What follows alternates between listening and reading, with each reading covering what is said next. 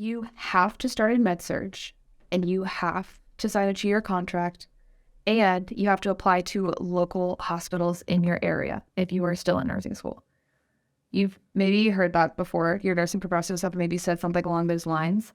Today, we're talking about 5 considerations for finding a new grad job. This is not specific to ICU nurses. This is for everyone who is looking for a new graduate nursing job. My name is Anna. I am a first-year student registered nurse anesthetist, and I was a travel nurse for about 2.5 years. Before that, I was a staff CVICU nurse, and I worked full-time through nursing school as a CNA. My name's Chrissy. I'm a CRNA. I've been a nurse anesthetist for a little over 5.5 years. Before that, I was a CVICU nurse, and during my first degree, I worked as a nurse's aide, but not nursing school. Heck yeah. I think there's a lot of misinformation, and I think there's a lot of old and kind of tired, not montages, what's the word I'm looking for? Cliches. There's a lot of old cliches about what you need to do as a new grad and what kind of jobs you should be seeking out as a new grad. And I think that we don't prepare nursing students well enough with the information that they need to make choices that are the best for them about new grad jobs. And I think that really kind of circles back to the very first thing, which is knowing what you want. Like, what do you think new grads should be looking for? Like, what are their goals they should be looking for? I actually have really mixed feelings about the subject because there is such polarizing advice out there. So, like, your old school nursing professors are going to tell you, like, start in med-surg, it's your foundation, which, okay, I'll tell you the flip side before I give you my opinion. The flip side of that is, like, influencers on the internet who are saying the opposite, like, start right away and, like, whatever your specialty is, like, don't listen to them, like, there's no need to waste time in med-surg. It's me, I'm influencers. But I also will say, I don't think that there's any time that is wasted in nursing. That's exactly my point. So I don't think there's such thing as wasted time in nursing at all. I think all of those experiences are collectively valuable. And I think that sometimes it can be strategic to start in a place like med-surg or tele or like something unrelated to where you think you want to go. Like, not everyone has to go straight into the ICU and become a CRNA. It's okay to work on a floor that's going to give you a diverse experience, that is in a preferred location. Like, if I had the choice as a new grad, I'm single, I could go anywhere in the country I want, and I could be like a med-surg nurse in LA County and like live near the beach and have a lot of fun, or be an ICU nurse in like rural XYZ location, like, I'm gonna pick the med-surg job like immediately. There's more to life than just like your nursing specialty. And once you get your foot in the door in a facility, you can always transfer later. So I think people get way too tunnel vision and caught up. So like, I feel like the opposite of, like, I feel like both extremes I completely disagree with. I'm like, stop trying to push people into specialties. Like, then there's no rush to get there. And at the same time, I feel like stop telling people they have to stick to med-surg. Like, there are totally supportive, like, there's amazing ER new grad, like, transition programs. There's amazing new grad ICU programs. And, like, we'll talk about those today. But, you know, don't feel like you have to have it figured out. Nursing, you can change jobs for the rest of your life. You're not ever stuck in one place. I really circle back to, there is no time that is wasted in nursing. Every single job that you're working as a nurse, you are enriching and helping your community. And you are learning something about yourself and about your patient population. Absolutely. So there is no time that you are wasting working as a nurse in any specialty because you're helping your community. And then I agree with Chrissy, we shouldn't be bullying new grads into working in med-surg if they don't want to. And we also shouldn't be in a rat race trying to check off boxes and then only working 1 year in the ICU and then trying to bounce and go to grad school. So I think that both extremes, I agree, are bad. And I think that with the proper training, you can start in a specialty. If it has strong support and a really good unit culture, that can be great. I think that med-surg is in and of itself a specialty. So I think the whole kind of conversation surrounding that is like weird. Like, it's weird. Working in med-surg, like, med-surg is a specialty. Like, you are a nurse. That is a specialty in and of itself. So you don't have to start there. You can start somewhere else, but no time is wasted. But I do think it does circle back to, what are you personally looking for in a job as a new grad? Where do you want to work? Where do you want to live? What kind of compensation profile are you looking for? Because you actually do have options, contrary to popular belief. Something I wish I knew better as like a new grad nurse. Well, okay. In the last episode, when we were talking about like the myth of the level 1 trauma center and like having to work in the level of trauma center to get into CRNA school. Spoiler alert, you don't. Don't ask Chrissy that question. Don't ask me that question again. But go listen to that. Go watch that video and send it to your friend. But sorry, guys, I don't. You guys think I hate you. I don't. I love you a lot. We love you, but listen to the episode. We love you. Watch the episode. No, like I wish I understood, like, you can look across the country at all these different jobs and you have all these amazing opportunities. I didn't know how much nurses in California made. And everyone's going to go, I don't know about the cost of living. Like, guys, do the math. If you look at the cost of living versus income, like, you are still coming out ahead almost every time. Yep. These California nurses compared to nurses in the South. I remember I was looking at jobs in New York, Philadelphia, DC, and like all the surrounding suburbs back in 2013. In DC, Washington MedStar. What is it? MedStar, Washington Hospital Center, MedStar Washington Hospital Center. They were offering me like $22 an hour. Do you guys know how expensive DC is? The rent that I was looking at was just as expensive as New York City. And the nursing jobs in New York City were paying like double that. I also was lowballed by MedStar Washington Hospital Center, and I ended up not working there as a nurse. I didn't work there because I was like, I can't eat food if I work here. I would have had to live in, my friend ended up taking a job there. She lived in Silver Spring in a house it was a 4-bedroom house with 4 girls.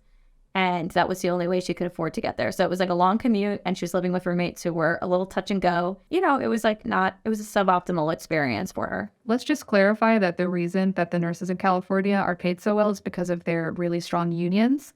So they fought for that. They didn't just get it. Yeah, they fought for like 45 years now for really good working conditions. So go check out this episode where we're talking about, I believe this is the travel nurse versus CRNA compensation episode. But we kind of really dive into why the nurses in California are compensated so well and how the unions have enabled the workers to really get some of the best working conditions in the country.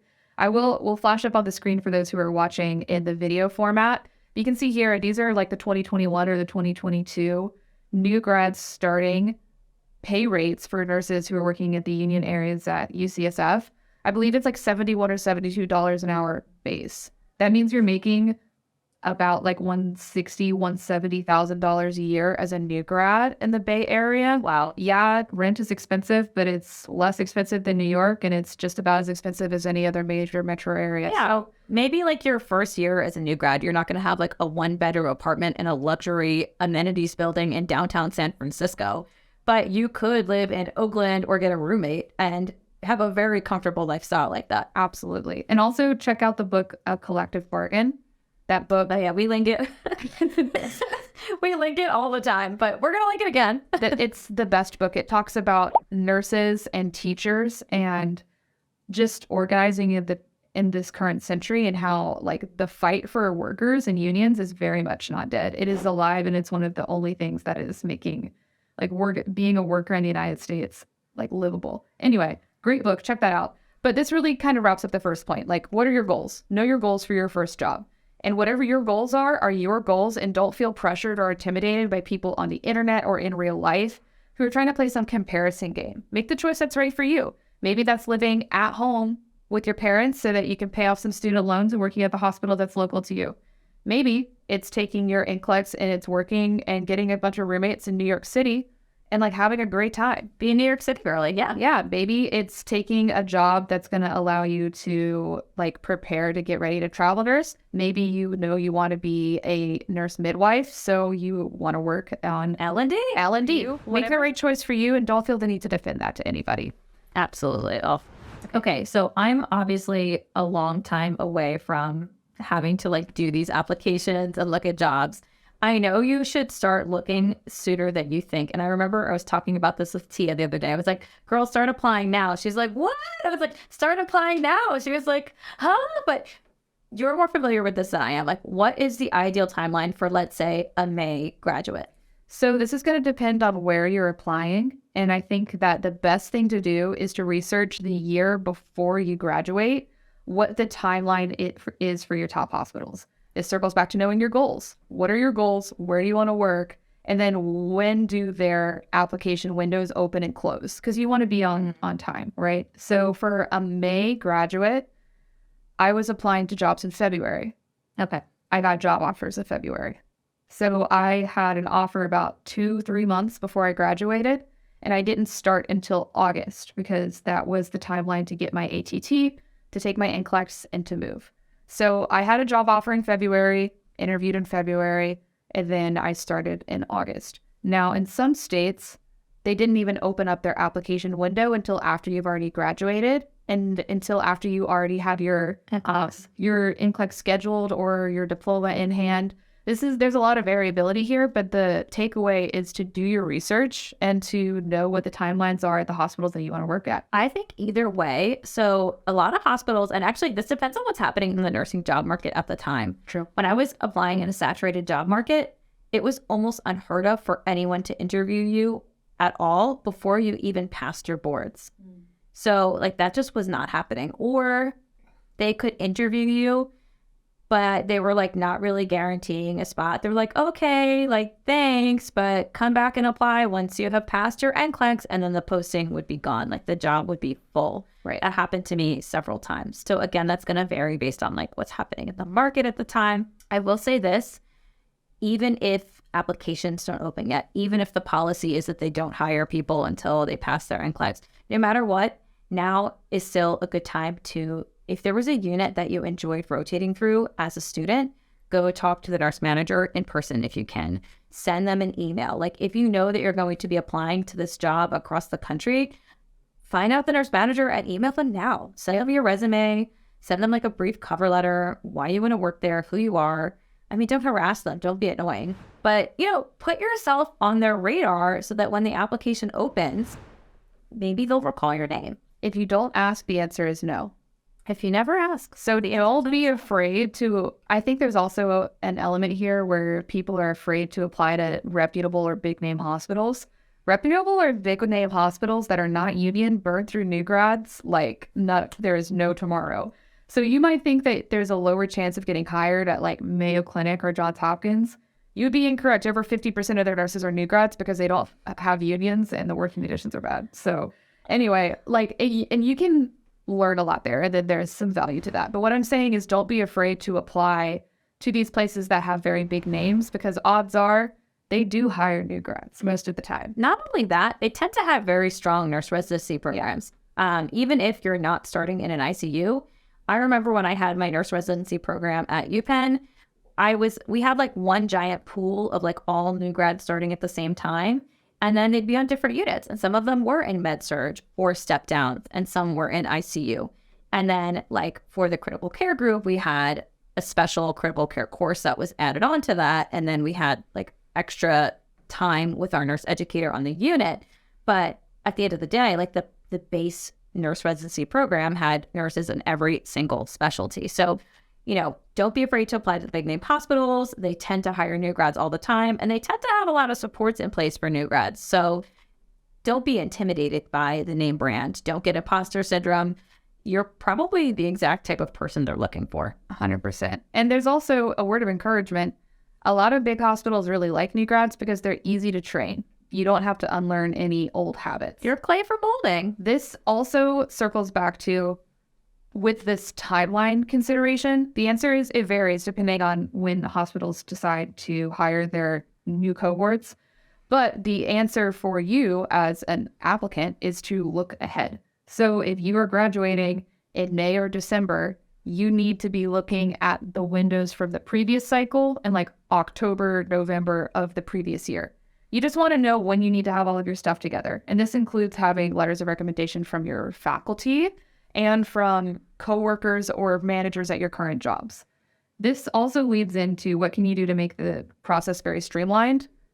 Have a Google Drive. Yeah. I check out this video where I talk about how to set up a Google Drive for travel nurses, but from the day that you are a nursing student, you need to have a Google Drive with all of your important documents in there. You need a driver's license, you need your ACLS, your BLS. You don't actually need ACLS as a nursing student.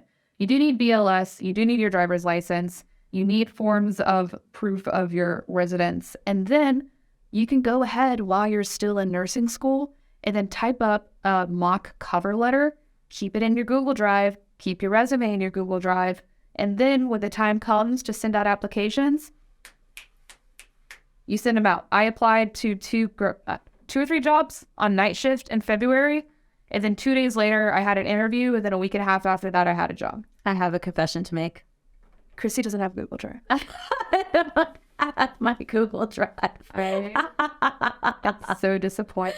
We've been preaching this forever. But you know what? I'll tell you why. Chrissy was never a traveler. That's never traveled. Also, I was like in my job for a long time. So by the time I discovered this brilliant strategy, like the only thing I was ever sending in was like my BLS and ACLS renewals, like every few years. And then when it came time to applying to new hospitals, I was like, oh, I really should have done that Google Drive. And I started putting some things together, but I just like never finished it. And like now I'm in a staff job again. So it's like, anyway, I'll probably go home and do that tonight.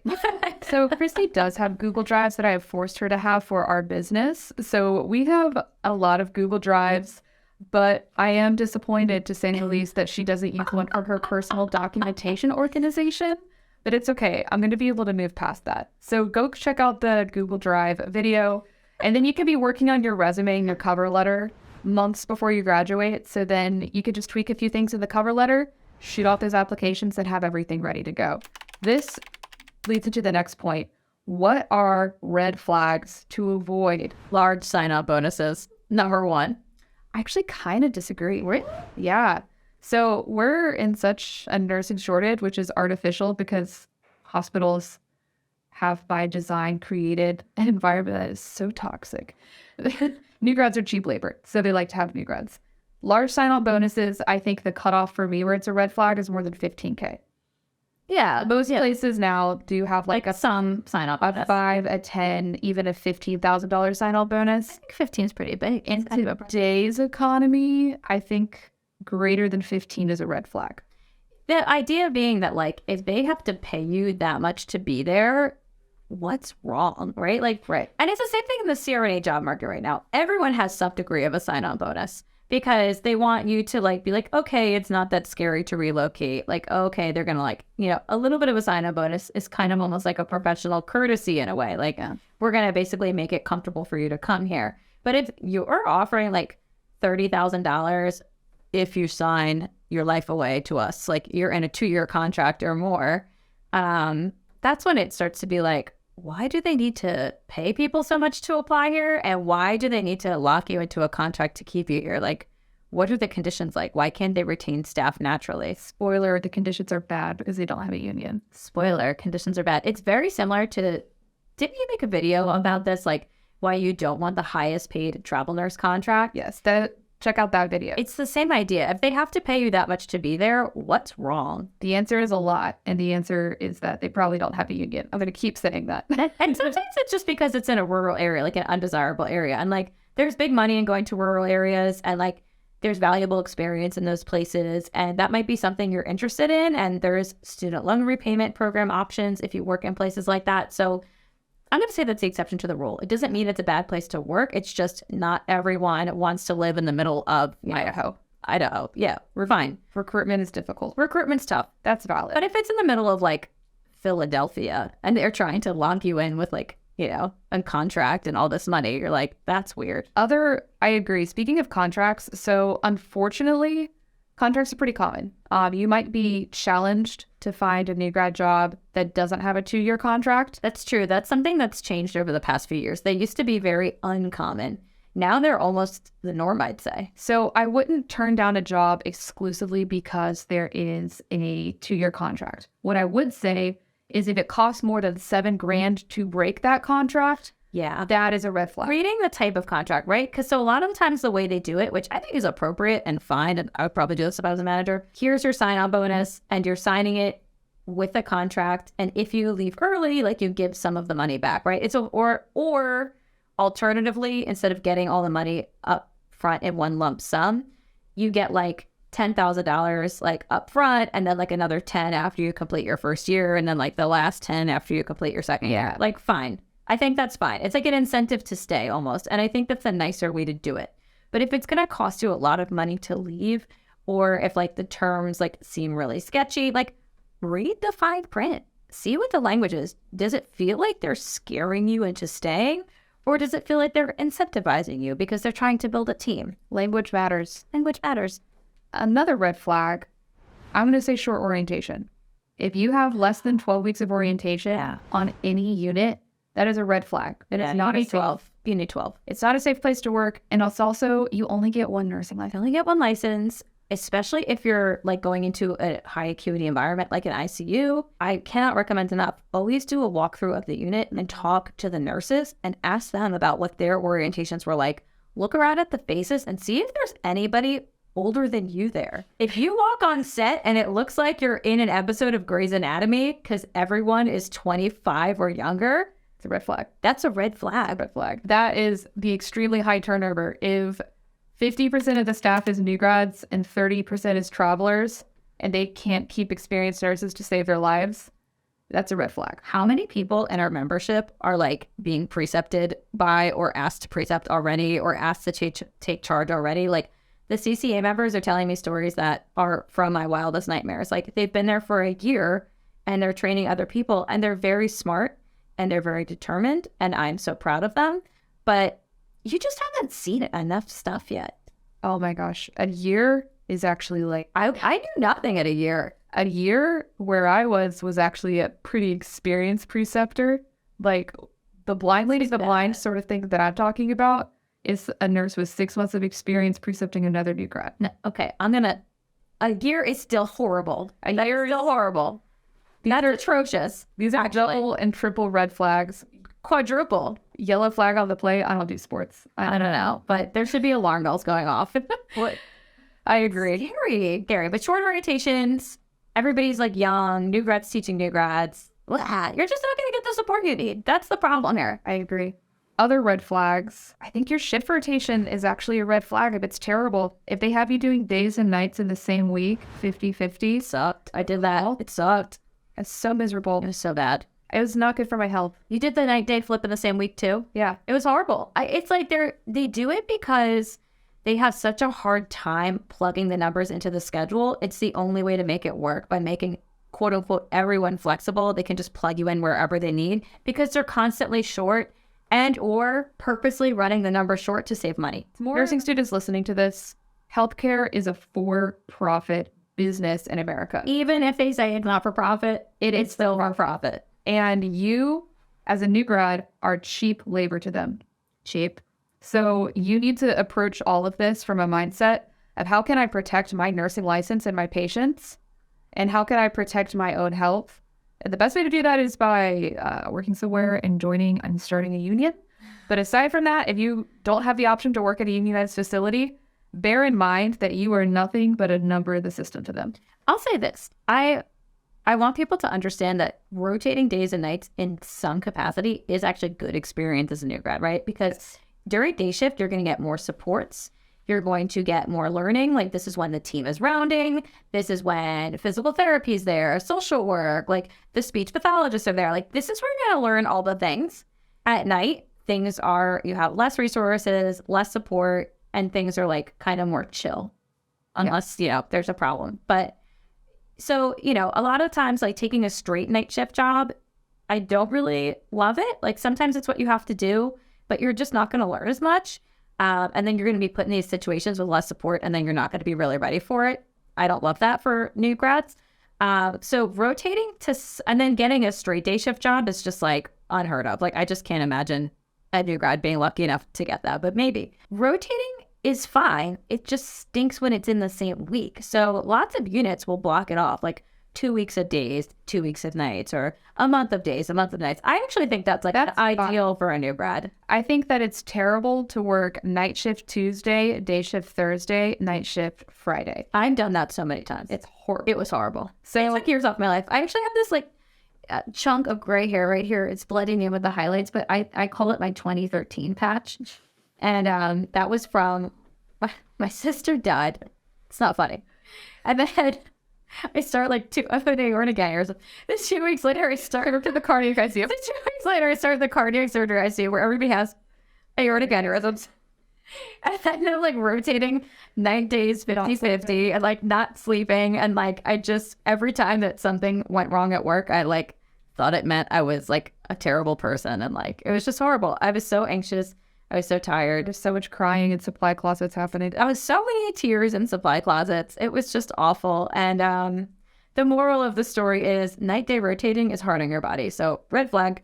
Red flag. Try to avoid rotating in the same week and ask that question in the interview.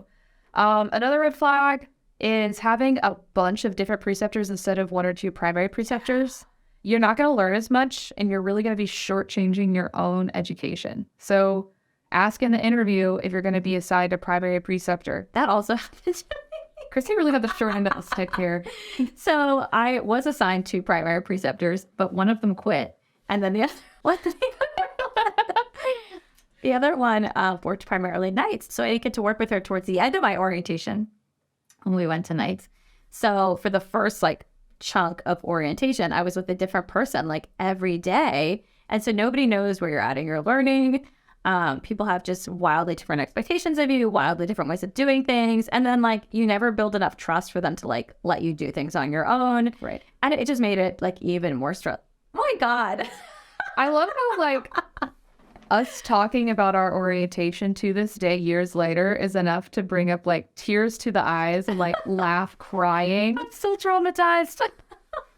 Yeah, which then kind of circles back to maybe don't start in the ICU. Actually, go to med-surg. Do what's right for you.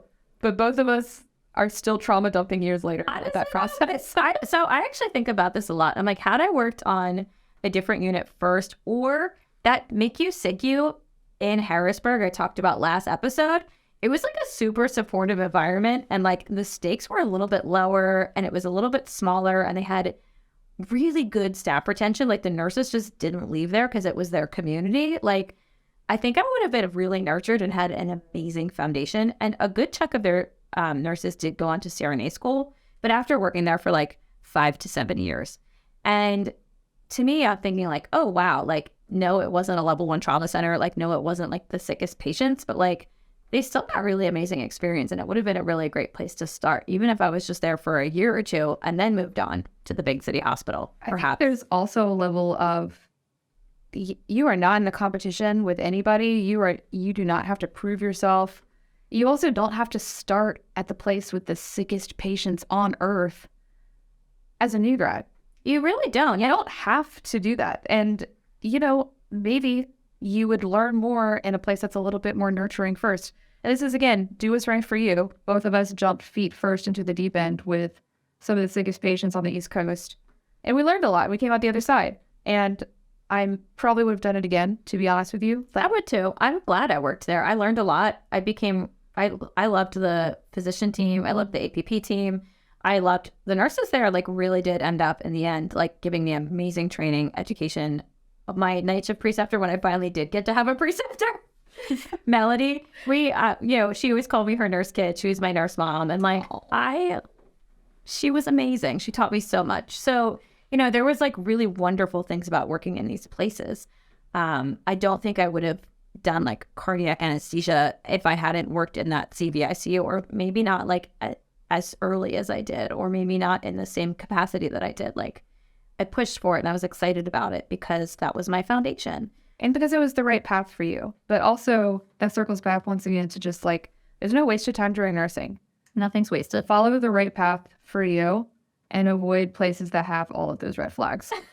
That then kind of leads into, we talked about this in another episode, but why do union jobs have better working conditions? You got to fight for it. So a union is a tool, not a destination. Yes. A union is something that workers win when they all file together and they are able to win their union election. And then as the union, the nurses can negotiate with the hospitals about everything from breaks to getting break nurses.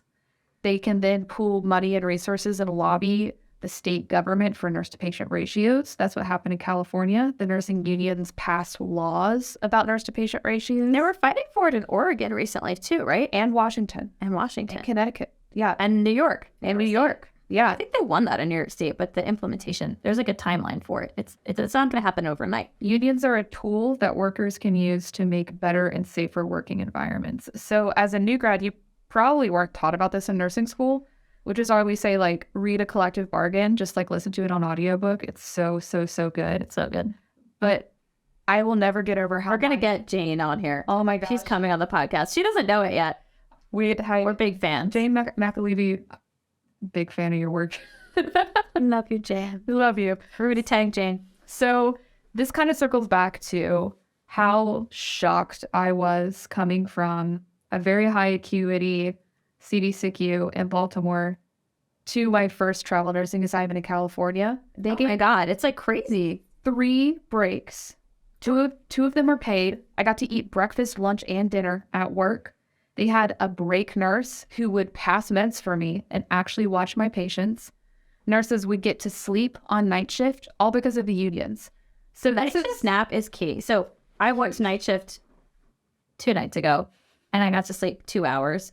And I was like fine yesterday, right? Like we had like a full day. I like came home, I slept like 3 more hours, and then we had a full day. We even went out to the Met last night. We had a great time. And we wrote 3 podcasts. We wrote 3 podcasts. And we went out to the Met last night because Chrissy got a 2-hour nap. The 2-hour nap is just a game changer. So it's just so funny to me how these like really simple things like getting a real break and having a livable wage and getting a night shift nap, it makes your career as a nurse sustainable.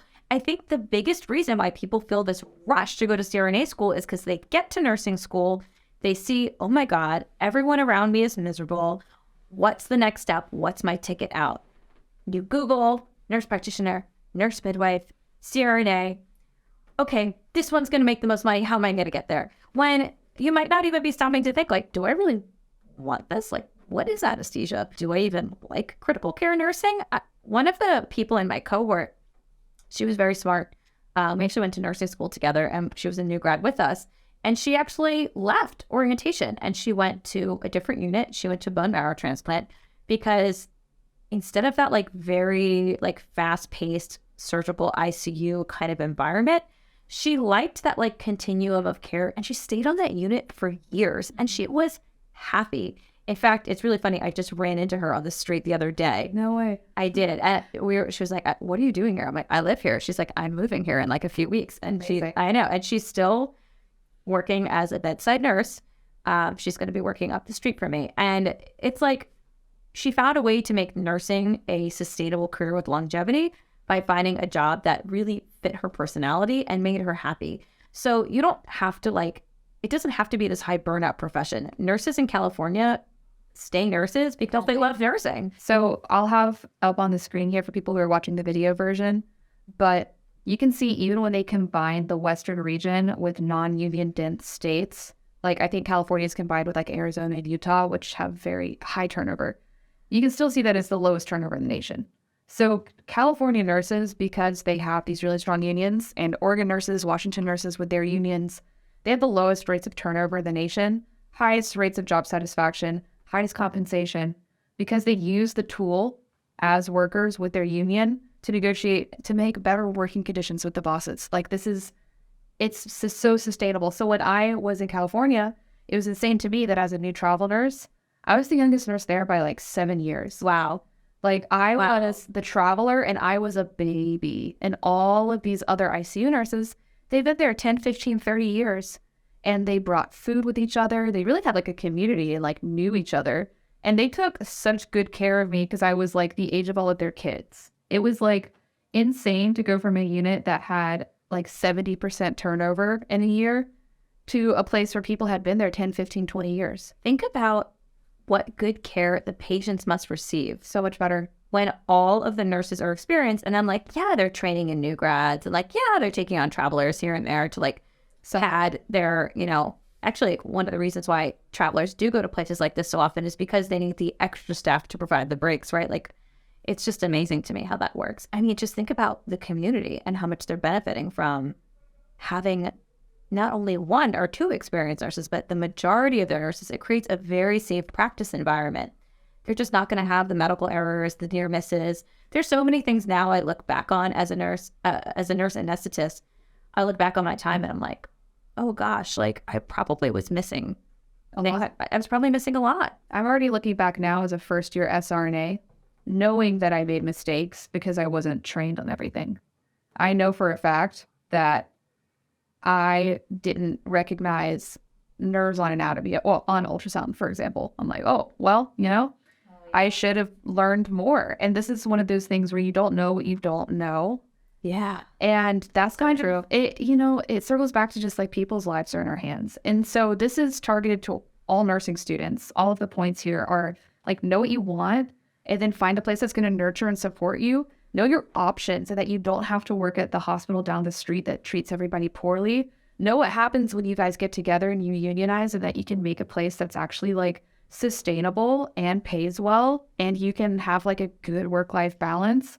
But also like know that it's about the patients, it's about no waste of time at the end of the day. Yeah. And back to that like no wasted time piece. My first nurse's aide job, I was working at an outpatient surgery center. So I wasn't even really doing direct patient care.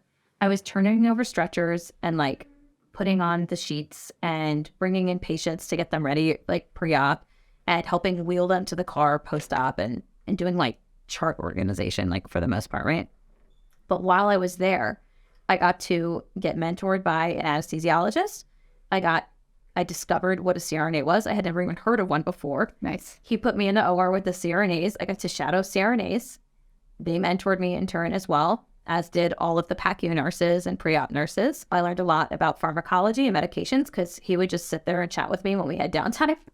And I got to practice my Spanish and do some translating for patients at the time. That's awesome. I know. And so like, okay, was that wasted time? When I got to my first new grad ICU interview, the job that I ultimately worked at, I was told we don't usually hire people unless they have externships on like our unit or a similar unit, or nurses experience on our unit or a similar unit. Like, what kind of experience do you have? And I said, well, I've worked in the surgery center, and even though I wasn't taking care of ICU patients, I learned how to be efficient and quick on my feet. And I I did get mentored and like learned all of these things. And the manager felt that was a really interesting, unique take, and she took a risk on me. So there's no wasted time in nursing. Because it was valuable skills that you were learning from, like an outpatient job? From an outpatient job. And you took those skills with you, and it helped inform your practice to get you the new grad job that you wanted, which is huge. I still take some of those key points away from that job today in my practice as a CRNA, because the anesthesiologist who worked there, who's very cautious about the language he used with patients and like how he would describe things and how he would set the tone of like trust for the day. And I still emulate my practice after him. That was huge. A lot of people in anesthesia like to make jokes and, oh, I'll be your bartender for today. Really impressed on me to be cautious with language. He's like, you never know who's struggling with alcoholism or who has a family member who struggles with alcoholism, and like who's listening in the bay next door. Like, you don't want to be triggering patients. Be careful with the words you use. And it's like funny how just like, I'll never say that now. Being like a 19-year-old, like psychology major, like cleaning stretchers in a surgical center, still affects today, 32-year-old me, how I speak to my patients in pre-op. So there's no wasted time. Definitely don't feel like you have to be in a rush to get to the finish line. And make sure you're in an environment that's going to nurture you and support you, because this is something where you want to have primary mentors and preceptors who are going to teach and pass all that knowledge along to you.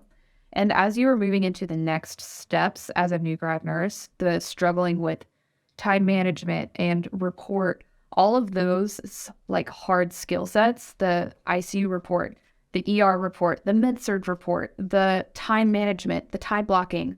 We have lectures in the Confident Care Academy membership that have examples and walk you step by step through how to give report, how to manage your time, how to manage sleeping at night, night shift, day shift, night shift rotations. That's all in the paid Confident Care Academy membership, where you have access to all of our lectures on critical care, report, travel nursing, anesthesia. That's all inclusive, and that is all in the membership. Yeah. Unfortunately, we know that even if you look for the red flags, you still are probably going to end up on a unit that lacks in some capacity, because that's just the nature of nursing right now. Not only because of the for-profit model of hospitals, but there is a nursing shortage because nurses have been burned out, nurses have left the bedside. We also have a lot of nurses who are retiring now.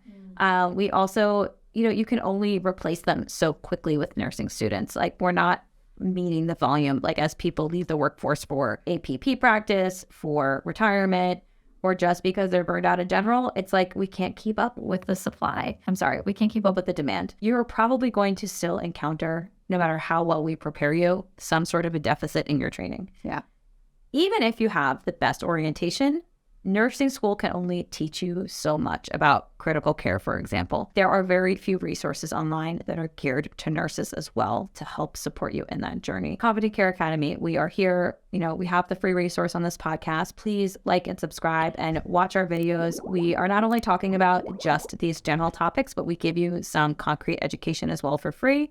And then when you want to dive deeper into the topics like Anna talked about, walking you through assessment, walking you through the history and physical, walking you through in-depth pathophysiology, pharmacology, like we are here to support you. We have the discussion board. We have our live sessions every month. Our goal is to help support nurses at every step of their journey, from nursing school through CRNA school and beyond. The library of videos, as well as like our ongoing support, is to create that community that we wish we had. And that's why Chrissy and I are so passionate about educating others. We didn't have all the resources that we No resources. Chrissy had no resources. Zero. And we want to give you guys tools so that you're better prepared than we were, and to make nursing safer for everybody who comes after us. Yeah. And when you care for your caretakers, you care for your communities. Our communities are going to get better care when you guys go out there and feel empowered. We love what we do. Thanks. We'll see you next time. Bye, guys.